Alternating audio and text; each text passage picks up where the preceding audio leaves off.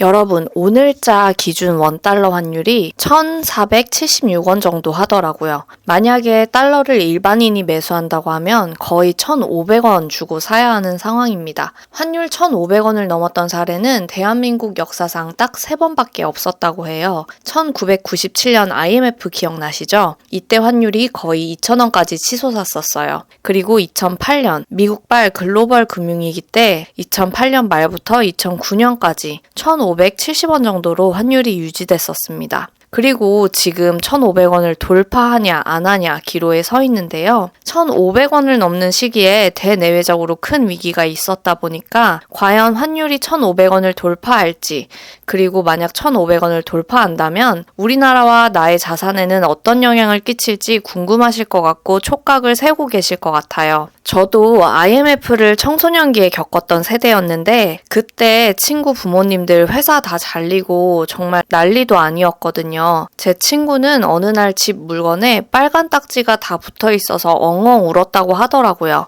은행장이던 아버지가 하루아침에 일용직 노동자가 되셨어요. 일은 해야 하니까요. 원달러 환율 1,500원 시대를 앞두고 만약 원화 가치가 계속 이렇게 붕괴한다면 어떤 일들이 벌어질지, 우리의 부동산 자산은 안전할지, 그렇다면 어떻게 자산 전략을 세워야 할지를 정리해봤습니다. 실제로 돈의 가치가 박살났던 두 나라, 베네수엘라와 터키의 사례도 한번 찾아서 거기서 얻을 수 있는 교훈까지 뽑아보도록 하겠습니다.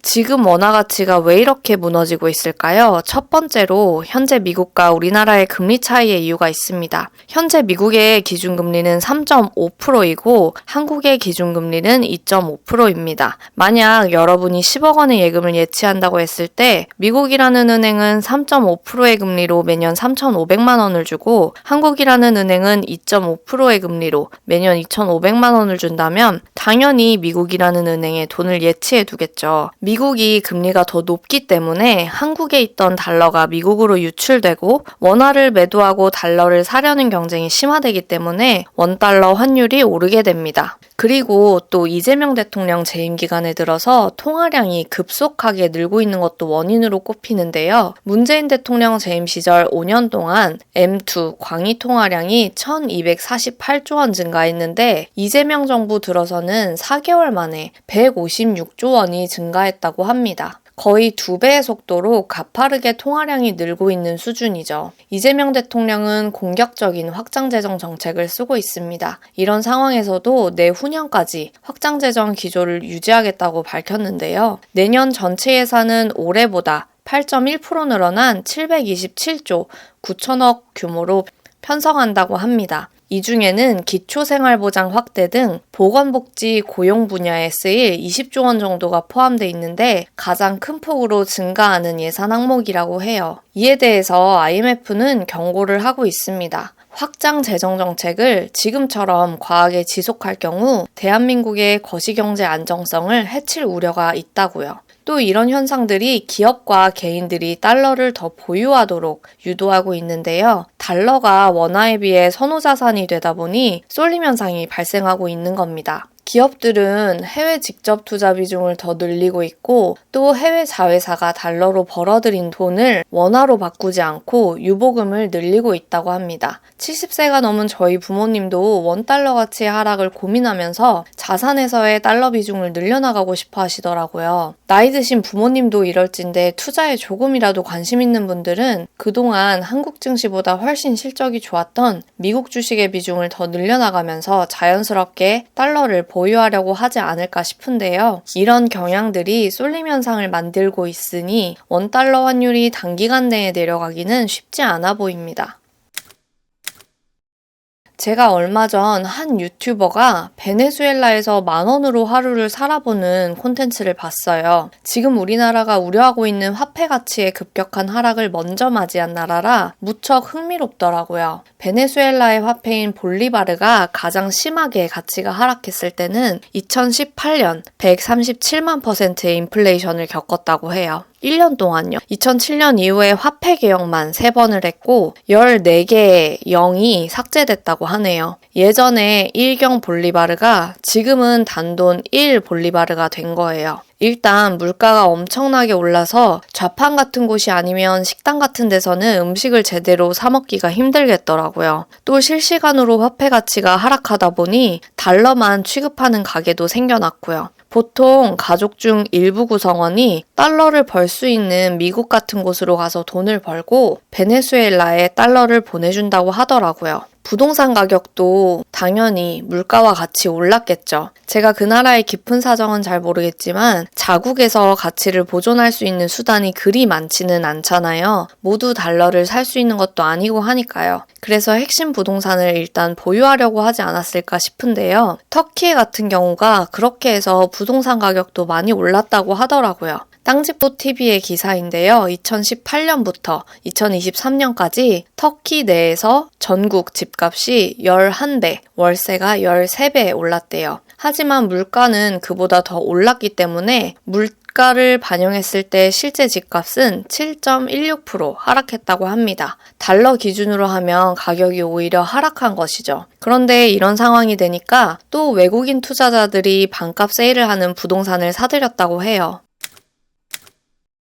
환율 1,500원이 넘으면 우리나라 부동산이 어떻게 될지 정말 궁금하죠? 저도 너무 궁금하더라고요. 최근 SNS에서 흥미로운 글을 봤는데 사실은 대한민국의 시급이 달러로 환산하면 몇 년째 그대로라는 글이었어요. 2018년에는 7달러, 당시 환율 기준으로 7,500원, 2025년에도 7달러, 지금 환율 기준으로 만원이라는 것입니다. 정말 놀랍지 않나요? 그렇다면 서울의 부동산 가격을 달러로 환산해보면 어떨까요? 그동안 집값이 올라서 기뻤던 분들은 이 데이터 보면 조금 속상하실 수 있을 것 같은데요. 엄밀하게 따져보면 표면적인 가격 상승이라는 착시 효과가 있었습니다. 제가 서울, 경기 주요 아파트 가격을 직접 조사해 달러로 환산해 봤어요. 2021년과 2025년 아파트의 가격을 각각의 시기 원달러 환율로 변환해 계산해 보았어요. 2021년에는 원달러 환율이 1,180원이었고 현재는 1,470원이니 25% 정도가 오른 거예요. 원화 가치는 그만큼 하락한 거고요. 서울 내에서도 핵심지냐 아니냐에 따라서 양극화가 확연히 드러났는데요. 우리가 서울의 입지 끝판왕이라고 하는 압구정이나 반포는 환율의 하락을 감안하더라도 자산에 따라 많게는 50% 이상,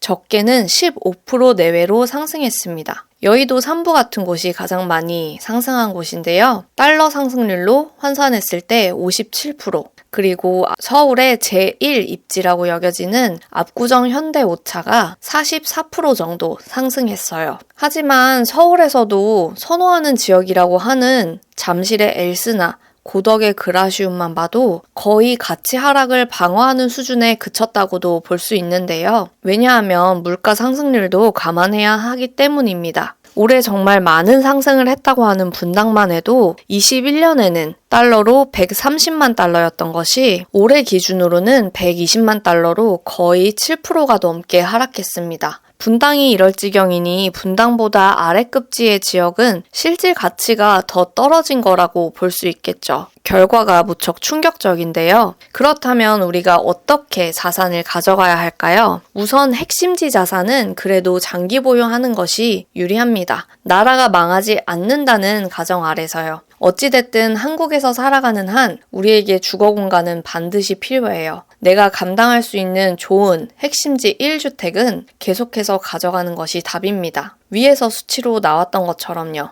한국에서 경제활동을 영위하는 동안 거주할 공간이 필요할 텐데 원화 가치의 하락은 어쨌든 월세 같은 주거 비용도 폭발적으로 올릴 수밖에 없거든요. 터키나 베네수엘라의 사례에서 볼 수 있듯이요. 그리고 부동산 외에 자산을 일부 모아가는 것을 추천해드리고 싶습니다. 저도 마침 다주택으로 자산을 늘리기에는 리스크가 있고 세금적으로도 불리한 시기다 보니 현금이 축적될 때마다 계속 달러 자산을 늘려가고 있습니다. 단기적인 수익률이 좋지 않더라도 원화 가치 하락에 대해 해지할 수 있는 수단이기 때문에 계속해서 늘려나갈 생각입니다. 비트코인, ETF, 금 같은 자산에도 관심을 갖고 공부해 나가면서 비중을 조금씩 늘려보는 것도 괜찮을 것 같아요. 어쨌든 원달러 1,500원을 넘어가게 되면 원화를 가지고 있는 상태가 가장 위험해지는 겁니다. 아무런 다른 투자 없이 현금을 모으면서 전월세에 거주하는 것은 지금 같은 시기에는 그만큼 더 리스크에 노출되는 것이죠. 사실 주식이나 비트코인에 정말 확신이 있어서 달러로 모든 자산을 직접 투자한다면 확실히 자산 가치 하락을 방어할 수 있겠지만 수억 원, 수십억 원의 돈을 그렇게 직접 투자해 수익을 낼 만한 사람은 많지 않을 거라고 생각합니다.